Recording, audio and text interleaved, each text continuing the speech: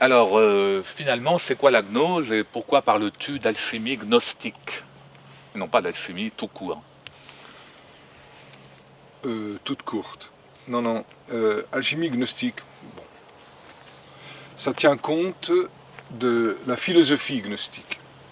C'est-à-dire, il y a l'idée de chute, il y a l'idée... en fait, il y a trois choses qui différencient la gnose, l'enseignement gnostique, de l'enseignement spiritualiste habituel.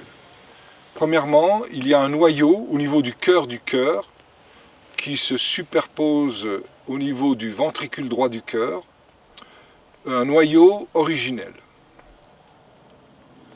Deuxième chose, ce noyau s'étant dilaté, reste le point de cohésion interne de ce qu'on appelle la sphère du microcosme, c'est-à-dire le microcosme qui contient toutes les mémoires depuis que nous sommes entrés dans l'espace-temps.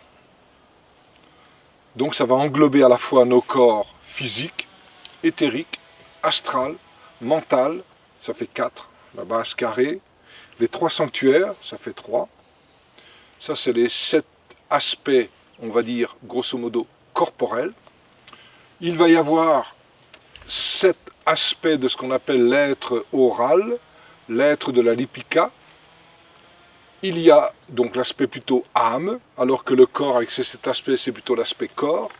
Et l'aspect esprit est rabougri dans le cœur. On parle des 7 cavités du cœur. Bon. Donc on voit cette structure septuple à 3 endroits, dans l'esprit, dans l'âme et le corps. Ce qui nous donne 21, et 21 c'est le shin, le feu en mouvement. Ça veut dire qu'il y a une possibilité de mettre du feu en mouvement à travers ces 3 fois 7 aspects. Donc ce premier aspect, le PCI, deuxième aspect, le microcosme, et ensuite les gnostiques nous parlent que l'ici-bas, l'au-delà, eh bien, ce sont 2 menteurs, ce sont 2 cul-de-sac, 2 illusions, et que l'échappatoire se fait en prenant la tangente. Voilà, ce sont des notions assez fondamentales qui vont différencier l'enseignement gnostique d'autres. Maintenant, pourquoi alchimie gnostique? Une alchimie qui va tenir compte justement de ces 3 aspects. Et du coup, les notions de feu, de lumière, de ténèbres vont prendre une signification autre. Alors, dans un premier temps, la tangente qui est prise par rapport à cette roue des naissances et des morts, eh bien, c'est par des écoles gnostiques, c'est-à-dire où il y a des confrontations avec d'autres êtres de manière à éveiller tôt ou tard une gnose individuelle.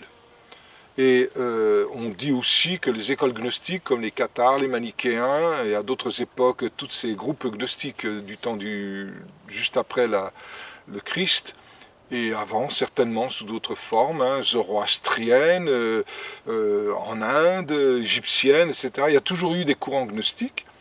Eh bien, c'est pour travailler à une accélération des processus de conscience. Il est dit que les écoles gnostiques agissent comme des loupes qui amplifient les rayons solaires. On est en pleine alchimie. L'alchimie, c'est quoi? C'est accélérer les processus latents. Les processus spatio-temporels sont accélérés. Au lieu que le plomb, Saturne, mette des millions d'années à devenir soleil, c'est-à-dire de l'or, eh bien, la pierre philosophale accélère ces processus-là, pour ne pas continuer à végéter dans l'espace-temps. Donc l'alchimie est éminemment gnostique. Je le précise pour montrer qu'il y a une différence, mais en vérité, l'alchimie, à elle toute seule, c'est la gnose, la véritable alchimie, j'ai envie de dire, bien évidemment. Donc ce n'est pas une alchimie pour prolonger uniquement la vie. Ça, c'est le contre-coup. Mais c'est essentiellement pour retrouver sa juste place dans un contact avec une dimension qui n'est pas prisonnière de l'espace-temps. Voilà. Donc on peut voir ici les groupes gnostiques comme étant des accélérations, des loupes qui vont amplifier les rayons solaires. Et ensuite, ce soleil venant de l'extérieur qui a été accéléré, eh bien, naît intérieurement, on l'appelle à ce moment-là, au bout des 3 heures, les 3 multiplications, et cela se réalise, là, la pierre qui n'est pas transmutatoire, mais qui en a toutes les apparences, devient transmutatoire. Et pour qu'elle devienne transmutatoire, ça veut dire qu'elle doit être confrontée à des matières viles. C'est pourquoi l'être qui est arrivé au troisième œuvre, il est fort possible qu'il doive se réincarner et recommencer le processus, mais en accéléré. Et à ce moment-là, nous avons une pierre qui transmute. Donc l'aspect gnostique, c'est pas simplement de quitter cette roue, mais d'y revenir. On passe de la gnose de groupe, les écoles, à une gnose individuelle.